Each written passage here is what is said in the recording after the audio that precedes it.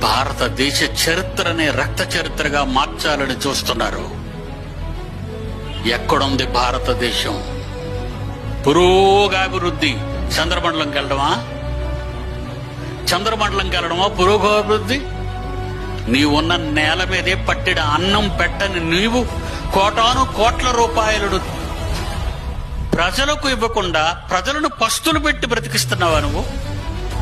నీకే కావాలా ఈ డబ్బంతా? ప్రజలకొద్దా?